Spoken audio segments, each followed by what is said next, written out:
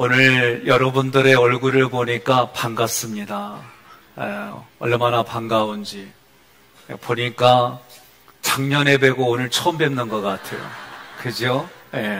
또 어머니와 함께 오신 딸과 사이도 있고, 또 멀리 떠나야 될 며느리도 있고, 다양한 분들을 오늘 봅니다. 또 직장 때문에 못 오는 우리의 자녀들도 있고, 오늘 이 자리에 나온 여러분을, 그리고 나오고 싶어도 여러 가지 사정 때문에 직장 생활하고 있는 우리 성도들, 그들의 삶의 자리에 하나님의 은혜가 충만하고 하나님이 주신 은혜로 인해 여러분들의 영혼육이 소성케 되고 회복되고 치유되는 역사가 25년도에 넘치기를 주님의 이름으로 권면하며 축복합니다. 오늘 말씀은 이렇습니다. 오직 성령이 너희에게 임하시면, 이 말씀은 거룩한 성령이 너희에게 다가오고 접근하고 내 마음 안에 있다면, 그러면 목적이 누구냐면 여러분과 제가 하나님 앞에 목적이 됐어요. 나를 통해서 역사하려고 하는 하나님의 의지가 여러분과 저를 통해 흘러가는 거예요. 이게 지금 성령이 너희에게 임하시면 이런 뜻이에요.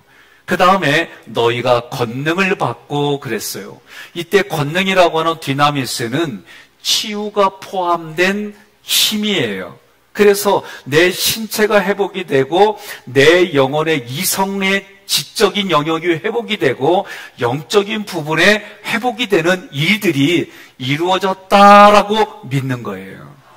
이걸 성경은 뭐라고 그러냐면 여겨라, 여기라는 거예요. 그러니까 믿음은 여러분 다른 게 아니에요. 하나님이 우리에게 주셨다라고 하는데, 아니 나는 아무런 감각, 감동 모르겠어요.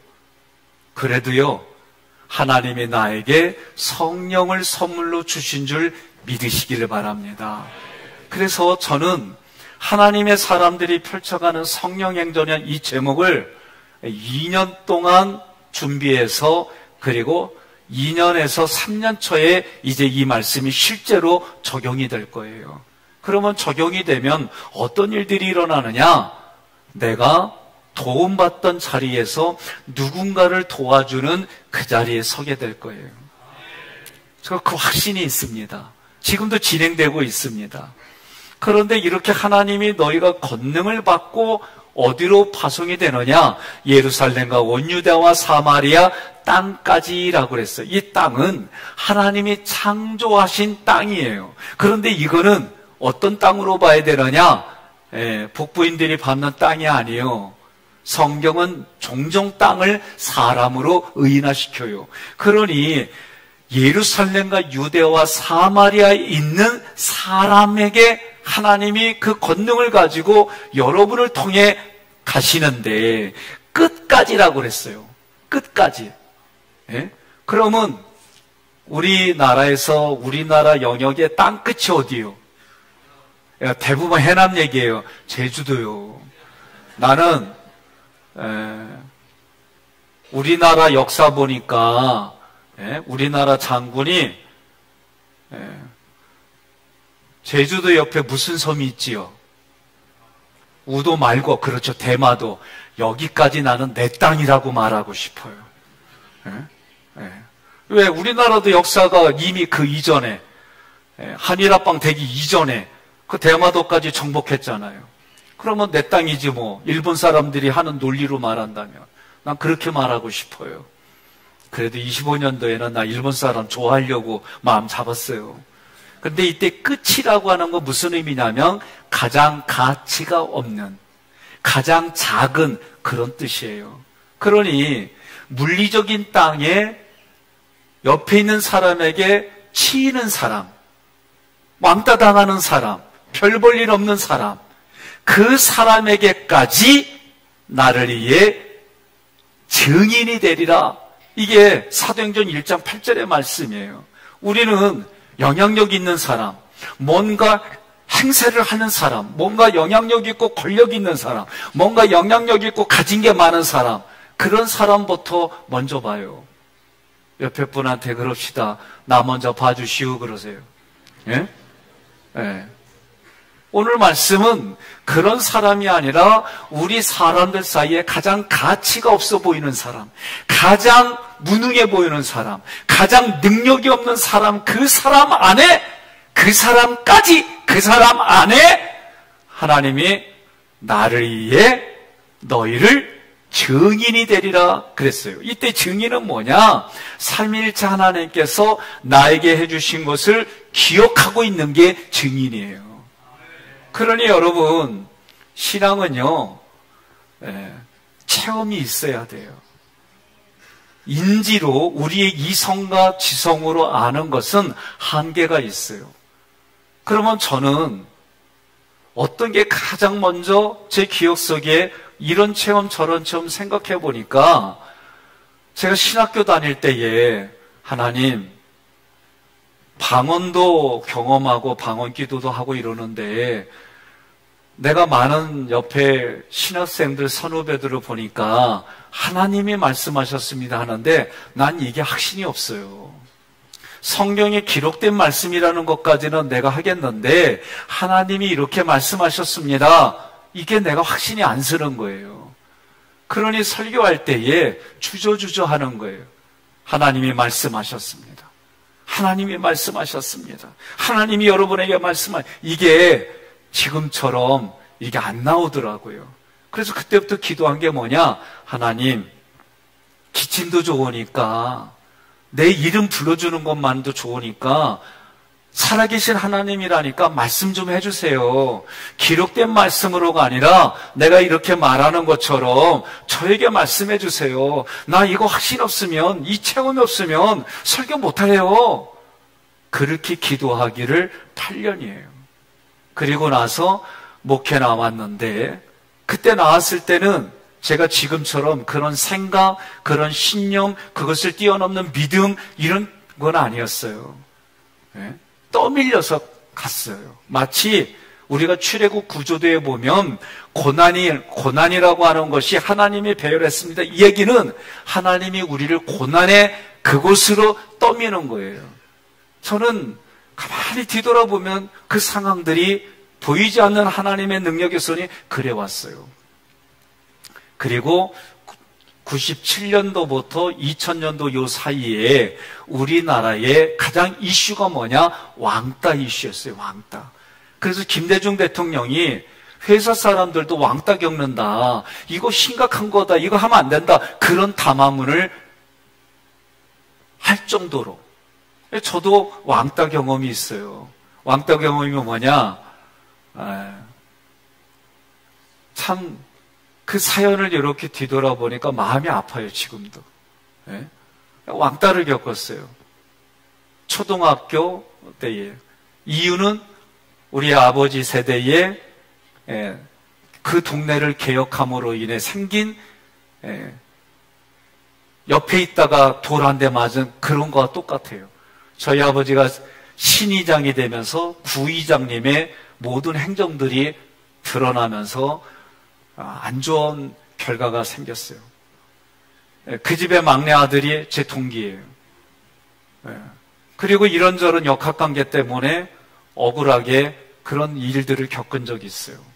그때 그 왕따 이야기를 하면서 하나님 앞에 내가 혼자 힘으로 살 수가 없어요.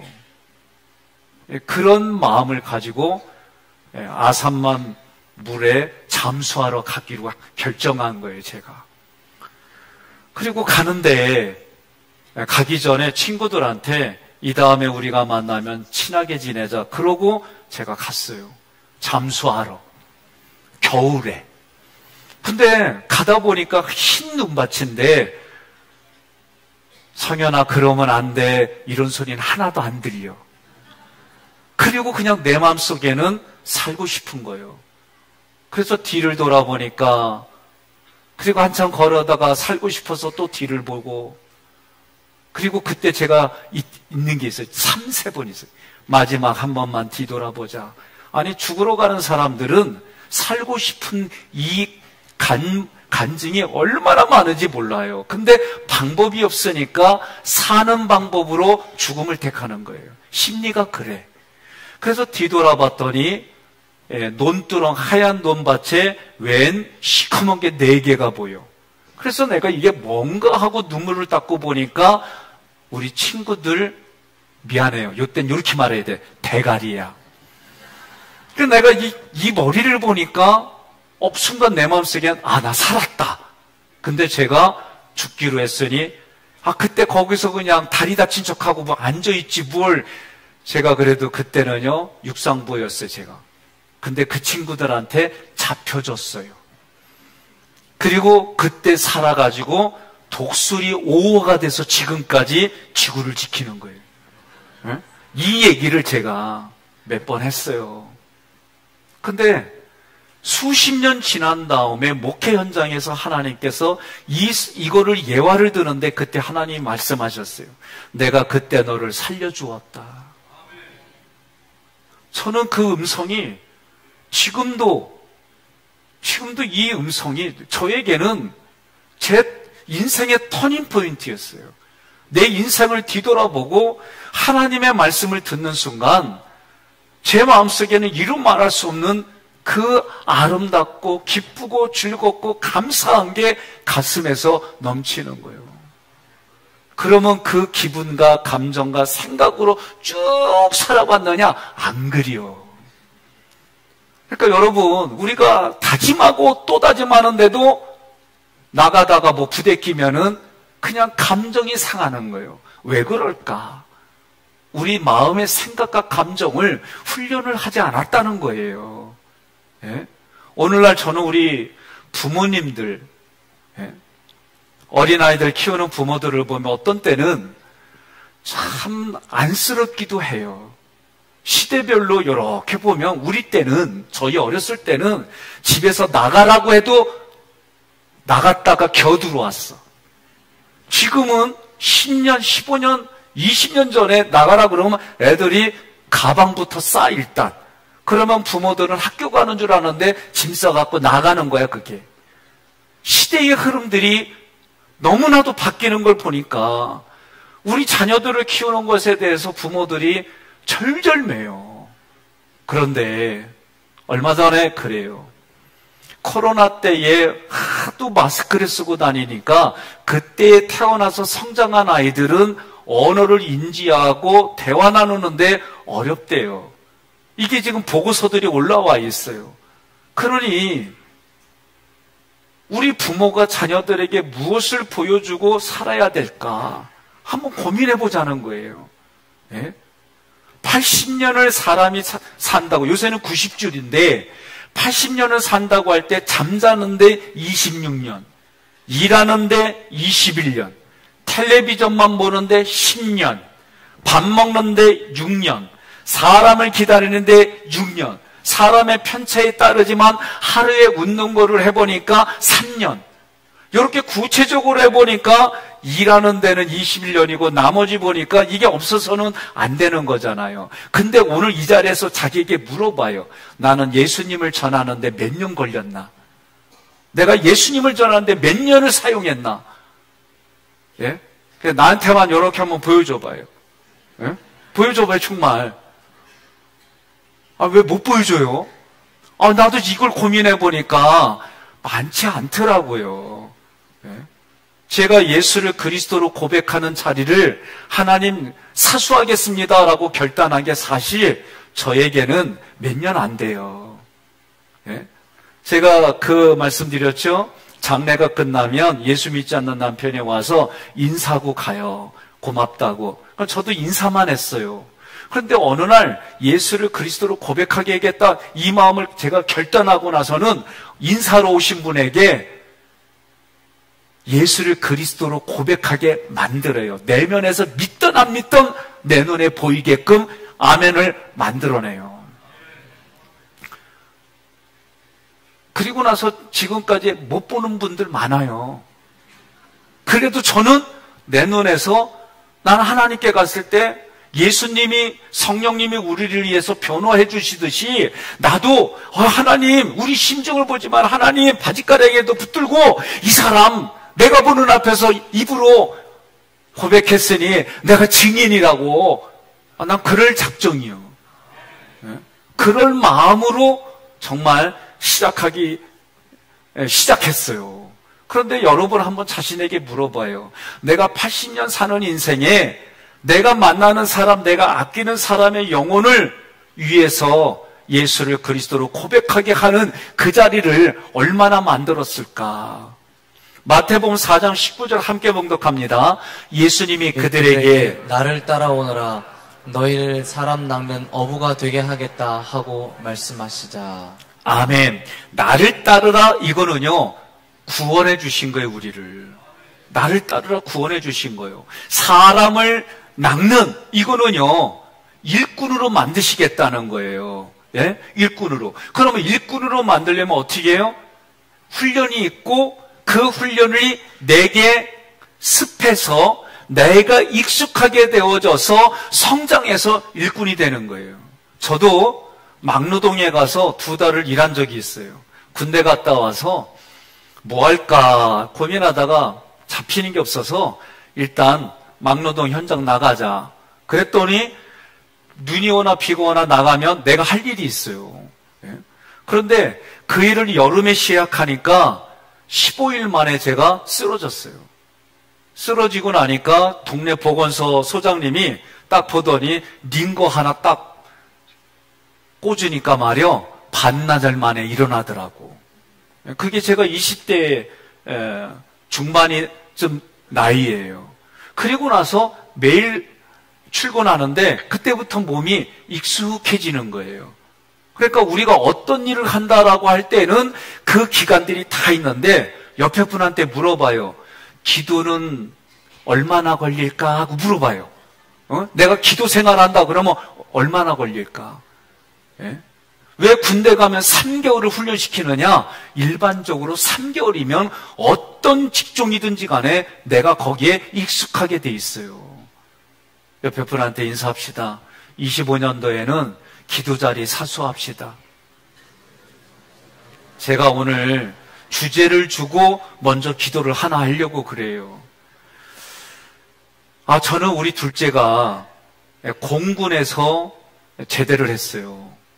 그런데 보직이 뭐냐 그랬더니 뭐 나름대로 보직이 있는데 매일 새 쫓는데. 그래서 제가 웃었어. 새 쫓아? 아이고 참. 아니 열심히 밥 먹고 공부하고 가가지고 군대에서 새만 쫓아? 처음에는 이걸 이해를 못했어요. 왜? 나는 그런 걸 해본 적이 없거든. 근데 이번에 무안에 보니까 이것저것 살펴보니까 새떼 도래지들이 너무 많은 곳에 이게 문제가 있더라고. 그러니 새떼만 문제가 된 게 아니라 어쨌든 누군가는 새를 쫓아줘야 되는데 없는겨. 옆에 분한테 인사합시다. 새떼 쫓으러 갑시다. 네? 이게 군대에서는 어느 보직 하나 그냥 필요 없는 게 없어요. 우리 몸도 마찬가지예요. 내가 지금은 필요하지 않게 느껴져요. 그러나 다 하나님이 필요해서 우리 몸을 다 만들었잖아요. 한마디 이거 더 합시다. 당신은 하나님께 내게 소중한 사람입니다. 옆 사람한테요 나보지 말고 옆 사람한테 해봐요. 오늘 보니까 대부분 가족끼리 잘 친한 사람끼리 앉았는데 얘기해요. 당신은 하나님께 내게 가장 소중한 사람입니다.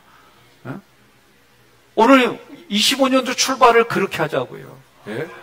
돌아가신 분들 그 사연들을 보니까 참 다양한 사연들이 있어요. 저는 오늘부터 여러분들이 이 문제들이 해결될 때까지 같이 기도합시다. 그러면서도 뭐 조심스럽지만 여기까지 도와주신 하나님, 이 나라 이 땅의 문제뿐만 아니라 세계 모든 곳곳에 이루어지는 그 모든 일들이 우리의 욕심이 되었던, 정치 지도자들의 욕심이 되었던, 어떤 이권 다툼이 됐던 그 모든 것이 하나님이 이루신 것임을 여러분 믿고 고백해야 돼요. 어떤 부분들은 사람이 보기에 불편하니까 사람에게 책임들려고 해요. 맞아요.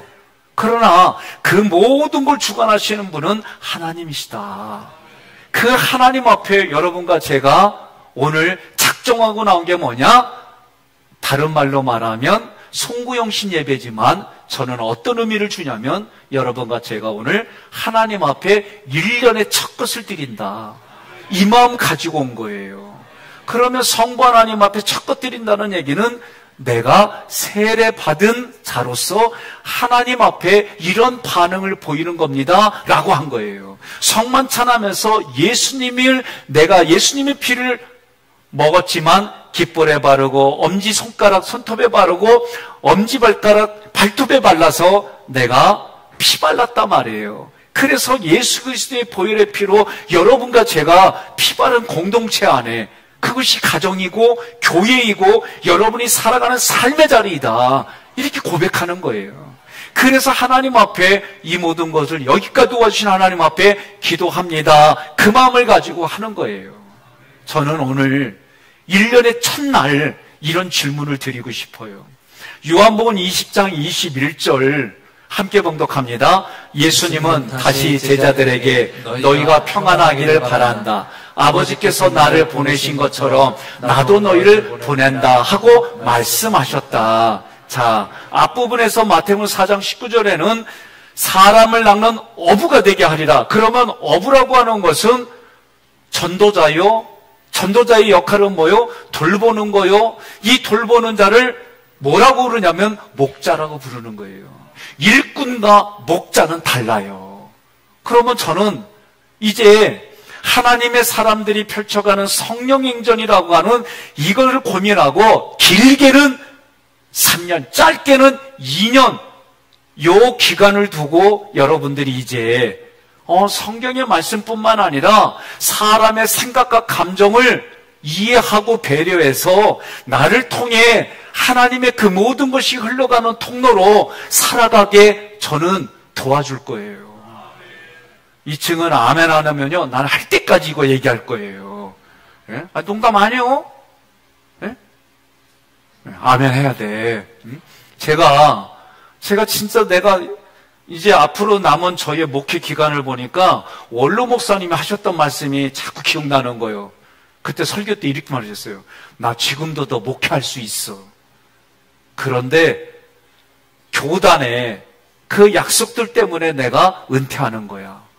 그 얘기를 듣는데 그때는 그냥 웃었어요. 근데 최근에는 어떤 마음이 드냐면 저 절박한 심정으로 내 마음에 들리는 거예요. 이게 해석이 저에게는 그렇게 들리는 거예요. 이제 지난주까지 우리 장로님들이 4분이 은퇴하는 장로님들이 기획위원회 지난주까지만 참석하기로 어느 분이 내규를 만들어가지고 그렇게 하셨어요.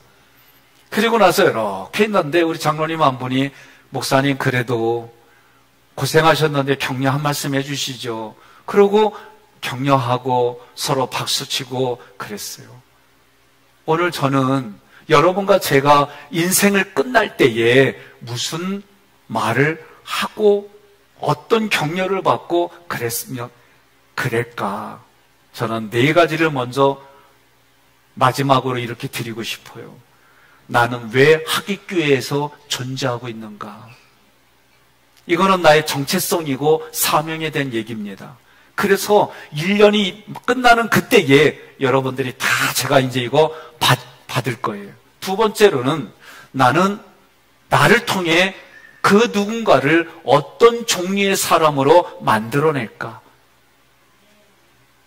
그래서 하이베베부터 제가 이제 2월 달부터 신방한다 그랬어요. 왜? 무조건 3명 낳는 운동하려고. 응? 농담 아니에요. 그리고 다른 교회에서 이동해 왔으니까. 그러나 가장 중요한 건 사람들을 회심시켜서 하나님 앞에 일꾼이 목자가 되게 하는 데까지 나아가자는 거예요. 3번째로는 이러한 열매를 맺기 위하여 나는 우리 가정은 우리들은 어떤 과정이 필요할까?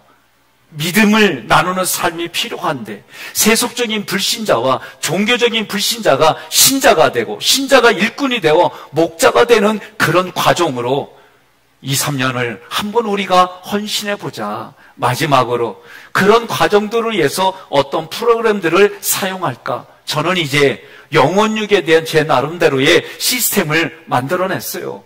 다른 데서 하는 부분들도 있어요. 그러나 우리 교회에서 이 가정에 들어오시면 나를 통해 누군가는, 나를 통해 내 동년배들이 예수 믿고 그들이 구원받아서 삶이 변화되고 열매 맺으며 또 다른 누군가에게 선한 영향력이 흘러가는 그런 성도와 교회를 만들려는 계획입니다. 오늘 이 계획에 여러분들 함께 동참하고 함께 합시다. 그래서 하나님의 나라 확장하고 뜻을 성취하며 나 때문에 예수 믿었습니다 하는 그런 일들이 많아지기를 소망합니다.